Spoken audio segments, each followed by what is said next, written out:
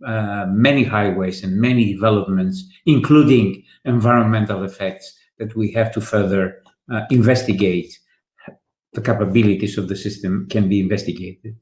Finally, I would like to turn to the last presentation of a co-program partnership, which will be covering more than only road or road transport.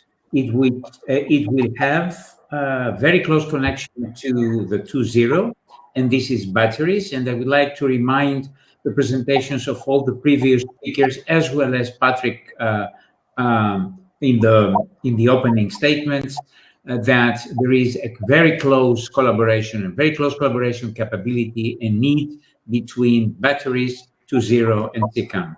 So I would like to welcome Philippe Jacques from ENIRI to tell us more about the batteries partnership. Philippe. Thank you very much, Isis, and thank you for the opportunity to present the purpose of the battery partnership. So I will try to keep it short because I think that we are running a little bit out of time. So first to emphasize that really the battery partnership is really fully aligned and will contribute to all the key strategic orientations that have been agreed for the Horizon Europe strategic plan, which are totally aligned, of course, with the general policies of the European Commission. And in particular, batteries definitively are a key enabling technology that will contribute to the transformation of the mobility system in Europe, which is one of the important aspects which is needed to make Europe the first circular, climate neutral and sustainable economy. So also important is that the battery industry value chain has been recognized as the strategic value chain for Europe. So emphasis will be put also on consolidating really the industry, which is under construction now in Europe on all these technologies which are needed not only for mobility but also for the energy sector.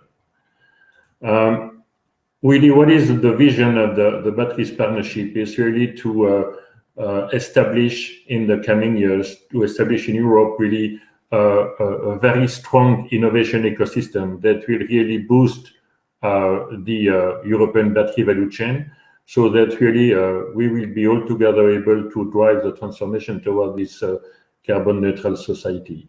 And what are the expected impact of all these coordinated efforts? Well, they are just summarized here on the slide. The first aspect will be really driven by technology and improving the performance of the batteries, regarding safety, of course, regarding cost, regarding also the user convenience, the fast charging possibility, and also addressing the issues of the environmental footprint, so that really we will achieve an improved attractiveness for the users, increasing really the deployment of batteries in the different applications, and by that way contributing really to reinforcing the battery manufacturing value chain in Europe, in making it more competitive, more circular, and more sustainable. This has been translated in the work that was carried out over the last months to structure really the partnership into these general, specific, and more technical objectives. So I'm not going to go through them in detail. I just wanted to have them included in the slide pack that I guess will be shared with all the participants, so that really you can understand really what is the intervention logic of the battery partnership. Of course, the general objectives are fully aligned with the EU general policies regarding climate change, the challenge we have to tackle here, also with the required improvement and consolidation of the industry value chain and addressing and contributing to the economic growth and bringing more jobs in Europe, and also the well-being that is really expected, or that we need to deserve to all the European citizens.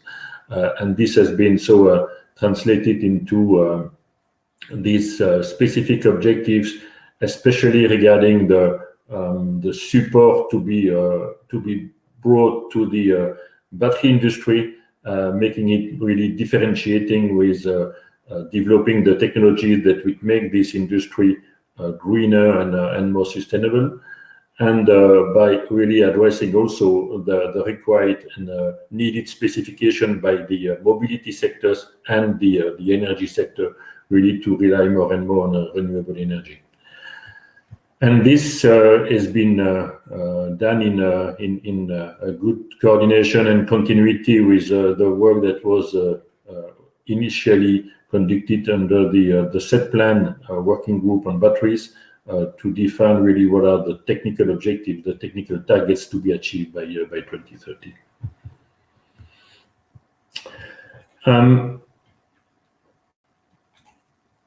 So really the partnership will cover the full value chain from the raw materials up to the management of the end of life of batteries.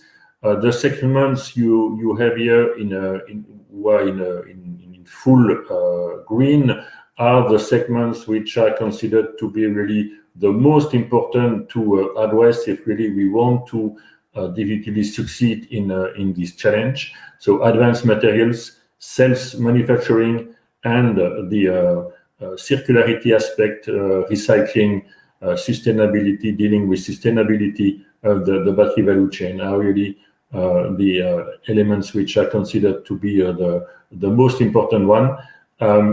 But these are for sure not the only one. And as it was mentioned by Stefan already, all the integration aspects in the automotive segment will of course be done in a very close collaboration with 2.0. I will stop now, because I think that there are still one or two other speakers before the end of this session. Just by mentioning that we are currently launching the association, that the call for membership is still running and open. Our first General Assembly of the Partnership Association will take place on the 14th of December. So it's still time for those who are interested to join to really apply for a membership. And if you need more information, please don't hesitate to contact me, or to drop an email to the Secretariat of the Battery European Partnership Association, so BEPA, that will be happy to answer you. Thank you very much.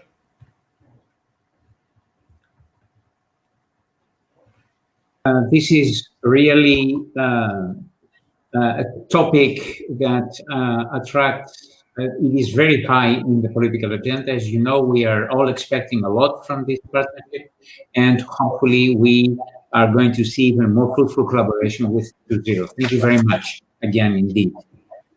So these three partnerships will be funded as part of